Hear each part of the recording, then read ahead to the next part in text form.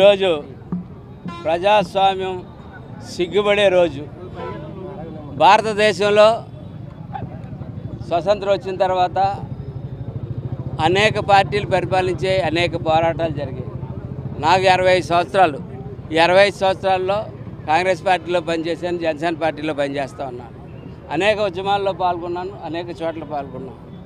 ఎక్కడా కూడా ఏదన్నా పోలీస్ డౌన్ అనే కార్యక్రమం వరకు జరిగే తప్ప ఏ రోజు పోలీసుల మీద చేయి తీసుకోవడం కానీ, అందులో మహిళా పోలీసు మీద ఒక బీసీ మహిళ పోలీసు ఆవిడ ఒక్క ఆవిడే ఉంటుండగా పోనీ ఏమన్నా 100 మంది ఫోర్స్ తోటి వీళ్ళ మీద ఏమన్నా ఆవిడ ఏదైనా ఛార్జ్ చేస్తుందా అంటే ఛార్జ్ చేయట్లేదు.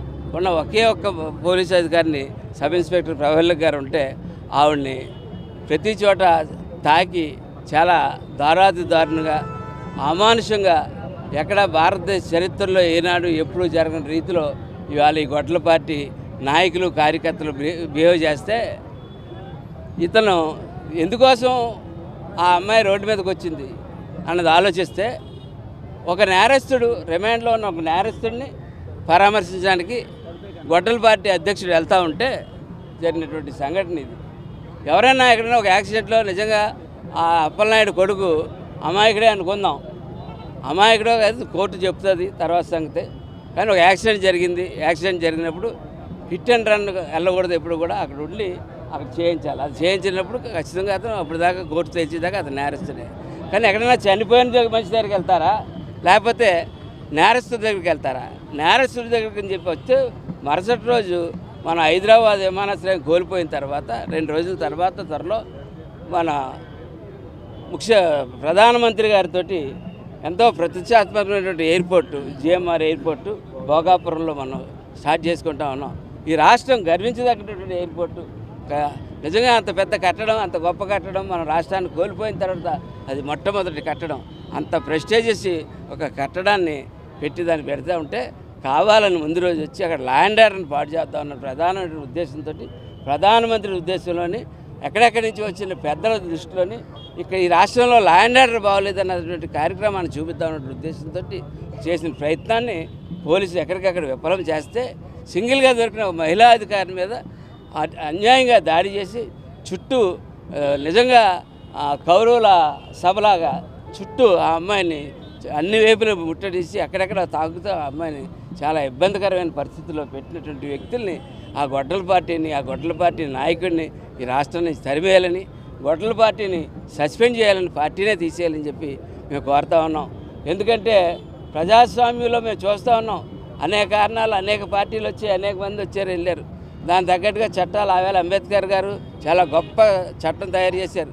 మన దేశంతో పాటు అనేక దేశాలు స్వతంత్రం వచ్చినా సరే మన అంబేద్కర్ గారి యొక్క చట్టం తయారు చేసినటువంటి చట్టం, పటిష్టమైన చట్టం వల్ల మనం కలిసి ఉన్నాం అందరూ కలిసి.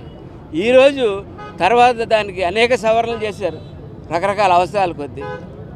ఈవేళ పరిస్థితి ఎలా ఉందంటే, ఇలాంటి పార్టీ ఒకటి వస్తుందని, కర్మగాల పార్టీ పరిపాలన సాగిస్తుందని, ఒక నేరస్తుడు ముఖ్యమంత్రి అవుతాడని, అలా కొన్ని వేల మంది నేరస్తులు తయారు చేస్తాడని, ఈ దేశం మీద ఈ క్రిమినల్స్ని, వేల మంది క్రిమినల్స్ని వదిలేస్తాడని, ఆడ పోలీసులు సైతం మీదపడి చేస్తారని ఏ రోజు ఎవరు కూడా ఊహించలేదు. కాబట్టి ఈవేళ తప్పకుండా నేను కోరుతా ఉన్నాను ముఖ్యమంత్రి చంద్రబాబు నాయుడు గారిని, పవన్ కళ్యాణ్ గారిని, మోడీ గారిని కూడా కోరుతా ఉన్నాను.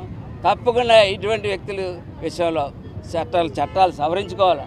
ఖచ్చితంగా కొన్ని చట్టాలు సవరించుకొని దాని తగ్గట్టుగా ఇవాళ ఏదో 41A 41C ప్రకారం వచ్చి బెయిల్ తీసుకుని వెళ్ళిపోయి చట్టాలు కాకుండా ఖచ్చితంగా ఇలాంటి తప్పుడు పరుపులు ఎవరైతే 48 గంటలు పోలీసు లేకపోతే ఈ డబ్బున్న వాళ్ళందరి పరిస్థితి ఏంటి నేను అడుగుతా ఉన్నాను. 48 గంటలు పోలీస్ డ్యూటీ చేయకపోతే మీ ఆస్తులు మీకు ఉంటాయా? మీరు దోచుకున్న ప్రజల నుంచి దోచుకున్న డబ్బు మీకు ఉంటుందా? మీకు రక్షణ ఉంటుందా? మీ ఇంట్లో వాళ్ళకి రక్షణ ఉంటుందా అని చెప్పి అడుగుతున్నాను.